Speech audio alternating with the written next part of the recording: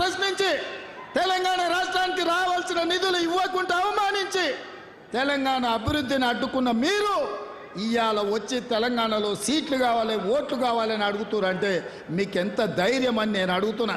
ఇదే కాదు, ఉత్తర భారతదేశంలో కుంభమేళాకు వేల కోట్ల రూపాయలు ఖర్చు పెట్టారు. గంగానది పరిశుద్ధికి వేల కోట్ల రూపాయలు ఖర్చు పెట్టారు. నిన్నగాక మొన్న మన మేడారం జాతర జరిగింది.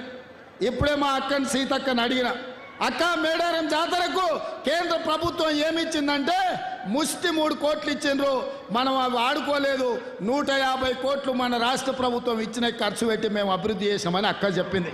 నేను అడుగుతున్న కిషన్ రెడ్డి, కుంభమేళా కోసం వేల కోట్లు ఖర్చు పెట్టుకునే మీరు మా ఆదివాసి బిడ్డలు దేశం నలుమూలల నుంచి 1.5 కోటి మంది వచ్చే మా మేడారం జాతరకు ముష్టి 3 కోట్లు ఇస్తారా? 3 కోట్లు ఇచ్చే మీకు మేము ఓట్లేసి సీట్లు ఇవ్వాలనా? ఇదేనా మీ నీతి, మీ జాతి అని నేను కిషన్ రెడ్డిని అడుగుతున్నా. మేడారం జాతరను కుంభమేళాలాగా జాతీయ పండుగ కింద గుర్తించండి అంటే మేము ఇవ్వము, మేడారం జాతరకు జాతీయ గుర్తింపు ఇవ్వంపు అని కిషన్ రెడ్డి అక్కడ మేడారం వచ్చేసి చెప్పిపోయింది. మా మేడారం జాతరకు జాతీయ గుర్తింపు ఇవ్వని సన్నాసులారా, మా మేడారం ప్రాంతంలో ఓట్లెట్లు అడుగుతారు, మా ప్రజలు మీకు ఓట్లెట్లు వేస్తారని నేను అడగదలుచుకున్న ఇవాళ. అందుకే మిత్రులారా, ఇవాళ మోడీ కేడీ ఒక్కటైనరు. ప్రత్యక్షంగా కొట్లాడితే వాళ్ళకి సీట్లు రావని ఒకరికి ఒకడు సహకరించుకొని ఇవాళ బిడ్డ బెయిల్ కోసం మోడీతోని చీకటి ఒప్పందం చేసుకొని ఈరోజు రాష్ట్రంలో 5 సీట్లు మహబూబ్ నగర్, చేవెళ్ళ, మల్కాజ్గిరి, భువనగిరి, జైరాబాద్ సీట్లల్లో బీఆర్ఎస్ వాళ్ళు బీజేపీకి పని చేసేటట్టు చీకటి ఒప్పందం చేసుకున్నాడు. చంద్రశేఖరరావు బిడ్డ బెయిల్ కోసం తెలంగాణ ప్రజల్ని మోడీ కాళ్ళ దగ్గర తాకట్టు పెట్టాడు. అందుకే ఇవాళ తెలంగాణ యువకులను నేను ఆలోచన చేయమంటున్నా, తెలంగాణ ప్రజల్ని ఆలోచన చేసి తీర్పు ఇవ్వమంటున్నా.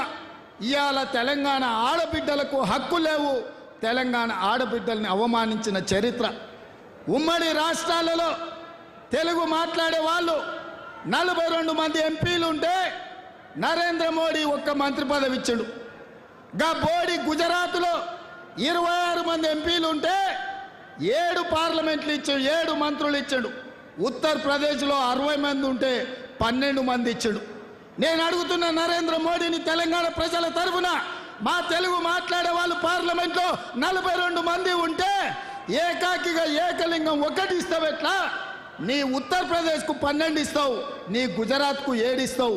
మీ అయ్యా జాగిరా ఈ దేశం అంటే అని నేను బీజేపీ వాళ్ళని నేను అడుగుతున్నా. అందుకే ప్రజలారా, తెలంగాణ మిత్రులారా, వీళ్ళు తెలంగాణ ద్రోహులు. మన రాష్ట్ర ఏర్పాటునే ప్రశ్నించిన వాళ్ళు, మన రాష్ట్ర అభివృద్ధిని అడ్డుకుంటున్న వాళ్ళు వీళ్ళు తెలంగాణ ద్రోహులు. అందుకే వీళ్ళకి తెలంగాణలో 1 ఓటు కానీ 1 సీటు కానీ ఇవ్వద్దు. ఇవాళ కాంగ్రెస్ పార్టీ మీకు తెలుసు, 60 ఏళ్ల పోరాటం, వందలాది మంది ప్రాణ త్యాగాలు, ఆత్మ బలిదానాలు జరుగుతుంటే చూసి తల్లడిల్లి ఒక పక్కన బలరాం నాయక్, సురేష్ శెట్కర్, పొన్నం ప్రభాకర్, మధు యాస్కి ఇలాంటి ఎంపీలందరూ కలిసి సోనియా గాంధీ గారి దగ్గరికి వెళ్ళి కాళ్ళకు దండం పెట్టి, అమ్మా మా పిల్లలు చచ్చిపోతుండ్రు, మేము గ్రామాలకు పోలేము, మా కడుపు కోత మీరు అర్థం చేసుకోండి అంటే ఒక కన్న తల్లిగా కుటుంబ సభ్యులను కోల్పోతే దుఃఖం తెలిసిన దేవతగా తల్లిగా ఇవాళ తెలంగాణ రాష్ట్రాన్ని సోనియా గాంధీ గారు ఇచ్చిండ్రు. తెలంగాణ రాష్ట్రం ఇచ్చినాక ఆంధ్రప్రదేశ్లో పార్టీ మనుగడ కోల్పోయింది. తెలంగాణలో దాదాపుగా పరిస్థితి అక్కడికే వచ్చుండే, కేంద్రంలో అధికారం కోల్పోయింది. కానీ సోనియా గాంధీ ఏనాడు కూడా అధికారం కోసం తెలంగాణ కాదు, ప్రజల హక్కుల కోసం, పేదల ప్రాణాల కోసం, ఆత్మ బలిదానాలు చేసుకుంటున్న యువకుల ప్రాణాల సాక్షిగా ఈ తెలంగాణ రాష్ట్రం ఇచ్చింది సోనియమ్మ. నేను అడుగుతున్న మా మహబూబాబాద్ సోదరులను, తెలంగాణ రాష్ట్రం ఇచ్చిన తల్లిగా ఆమె బిడ్డ ఈ దేశానికి ప్రధానమంత్రి కాబోతున్నాడు. ఆమె బిడ్డను ప్రధానమంత్రిని చేయాల్సిన బాధ్యత మన మీద లేదా? మహబూబాబాద్లో గెలిపించాల్సిన బాధ్యత మన మీద లేదా అని నేను అడుగుతున్నా. అందుకే మిత్రులారా, జూన్ 4 నాడు ఫలితాలు వస్తాయి. జూన్ 9 నాడు ఎర్రకోట మీద 3 రంగుల జెండా ఎగరేసి రాహుల్ గాంధీ రాబోతున్నాడు.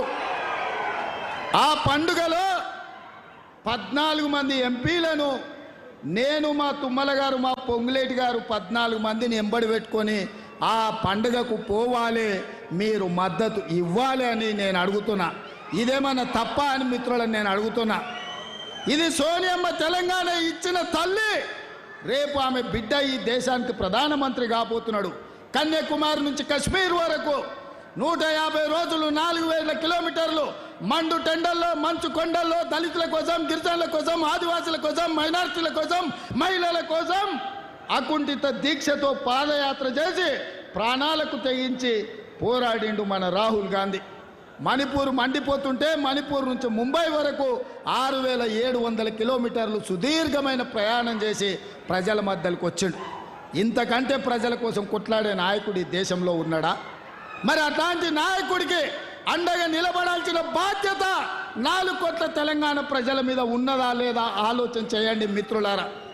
ఇవాళ వాళ్ళు అంటారు కాంగ్రెస్ ప్రభుత్వం గ్యారంటీలు ఇచ్చింది అమలు చేయలేదని. నేను ఆ గాడిదలను అడగదలుచుకున్న, సోయిలేని వాళ్ళను ఒక్క మాట నేను అడగదలుచుకున్నా. 10 ఏళ్ళు కేడీ ఇక్కడున్నాడు, 10 ఏళ్ళు మోడీ అక్కడున్నాడు. మోడీ రైతులకు 2 ఆదాయం చేస్తా అన్నాడు. ప్రతి సంవత్సరం 2 కోట్ల ఉద్యోగాలు, 10 ఏళ్లలో 20 కోట్ల ఉద్యోగాలు ఇస్తా అని 7 లక్షలు కూడా చక్కగా ఇవ్వలే. రైతుల ఆదాయం సంగతి దేవుడెరుగు. రైతులను కాల్చి